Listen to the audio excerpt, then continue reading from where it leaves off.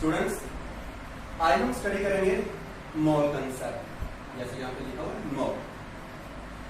सबसे पहले जब भी बात आती है मोल की, अगर आपने लोअर क्लासेस में ऑलरेडी स्टडी किया होगा, वन मोल क्या होता है? Mole, one mole is equal to 6.022 into 10⁻23 particles. कोई भी चीज है जो आपके पास वन मोल में है, उसका मतलब है उसमें कितने पार्टिकल्स होंगे? 6.022 into 10⁻23 पार्टिकल्स। ये होता है सिंपल मोल। अगर मोल को डिफाइन भी करना हो तो मोल कुछ भी हम ऐसे डिफाइन करेंगे, amount of substance that contains as many as particles as it contain by 12 gram of the carbon in C12 carbon atom. मतलब कहने का कि मोल क्या है? किसी भी सब्सटेंस के लिए मोल वो अमाउंट है जिसके लिए एक कार्बन के 12 ग्राम सैंपल में कितने पार्टिकल्स होंगे। 12 ग्राम कार्बन के सैंपल में कितने पार्टिकल्स होंगे, वो क्या है? मोल।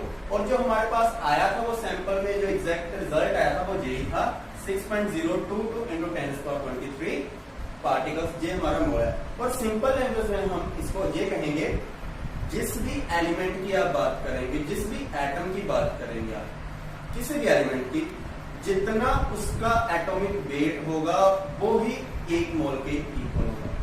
जितना भी उसका एटॉमिक वेट होगा वो क्या होगा? उसके वन मोल के इक्वल। फॉर एग्जांपल कार्बन की मैंने जैसे कि बात 12 ग्राम। अगर कार्बन के एटॉमिक वेट की हम बात करें, कार्बन का एटॉमिक वेट कितना होता है? 12। हाइड्रोजन की बात कर लो, हाइड्रोजन का एटॉमिक वेट 1। नाइट्रोजन की बात कर लो, नाइट्रोजन का एटॉमिक वेट 14। कोई और ले लो, लिथियम की बात कर लेते हैं, लिथियम का 7, या फिर कोई और, ऑक्सीजन 16। कहने का मतलब है जितने इनके एटॉमिक वेट हैं, इनका क्या मतलब है? अगर हमारे पास यही इतने ग्राम में हो, 1 ग्राम, 14 ग्राम, 7 ग्राम, 16 ग्राम, 12 ग्राम, ये सभी के सभी क्या कर रहे हैं मिलके? एक मोल। इन सभी का मतलब है एक मोल सब्सटेंस। वन मोल इसका मतलब होता है।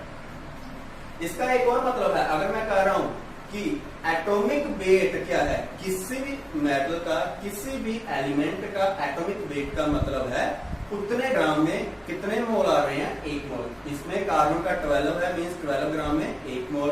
हाइड्रोजन में 1 ग्राम में 1 मोल। नाइट्रोजन के 14 ग्राम में 1 मोल। 7 ग्राम लिथियम में 1 मोल। 16 ग्राम ऑक्सीजन में 1 मोल। 1 मोल का मतलब है इतने ग्राम में 1 मोल आ रहा है, और 1 मोल का मतलब है पार्टिकल्स कितने आएंगे? कितने? 12 ग्राम कार्बन में कितने पार्टिकल्स होंगे? 6.022 into 10⁻23 carbon atoms. 1 gram hydrogen में कितने एटम होंगे? 6.022 into 10⁻23 hydrogen atoms. 14 gram nitrogen में कितने होंगे? 6.022 into 10⁻23 एटम्स।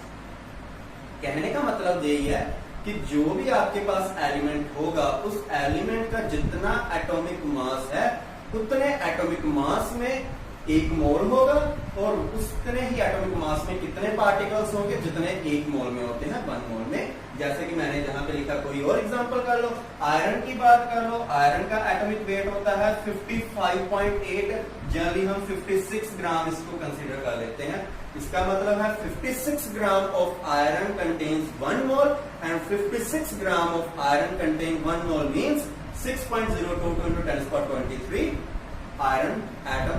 ये बेसिक कंसेप्ट है मोल का। अगर इसका मतलब है, यहां से मैं डायरेक्ट ये कह सकता हूं, मैं किसी एक ही एग्जांपल की बात करूं।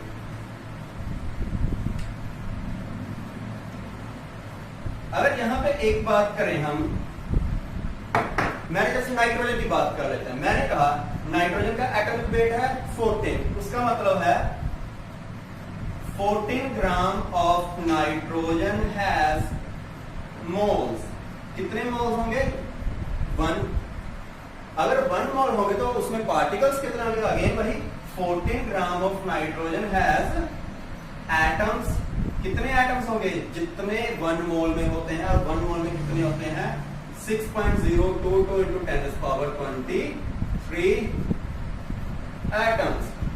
कहने का मतलब है जितना आपका एटॉमिक वेट होगा किसी भी एलिमेंट का, उसमें कितने पार्टिकल्स होंगे? जितने एक मोल में पार्टिकल्स होते हैं। जैसे 14 ग्राम नाइट्रोजन में कितने हैं? 6.02 to 10⁻23 एटम।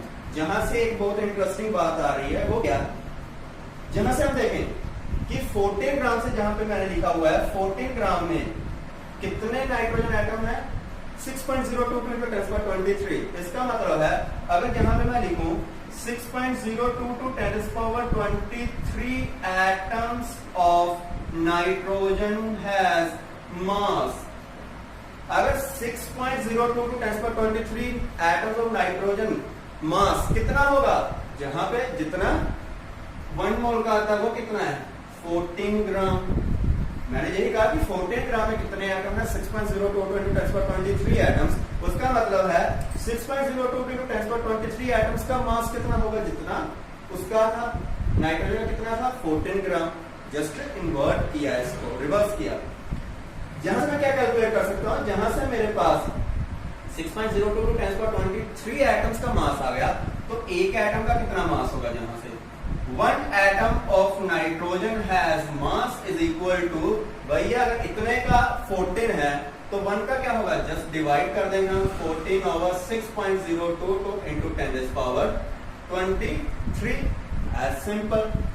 जहां से देख लीजिए मैंने क्या किया, 1 एटम का निकाल लिया, 1 एटम का कितना आया 14 over 6.02 to 10⁻23। सिमिलर वे में क्या कर सकते हैं हम, सिमिलर वे में अगर बात करें ऑक्सीजन की बात कर लेते हैं इसी तरह से, जैसे मैंने यही लिखा था।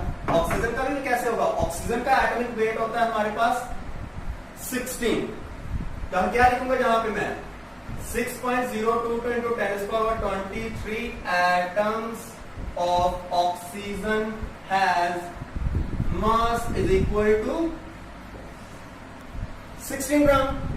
इसका क्या मतलब है, इतने एटम्स का 16 ग्राम है तो 1 एटम का क्या कितना होगा मास, 1 atom of oxygen has mass 16 over 6.022 into 10⁻23।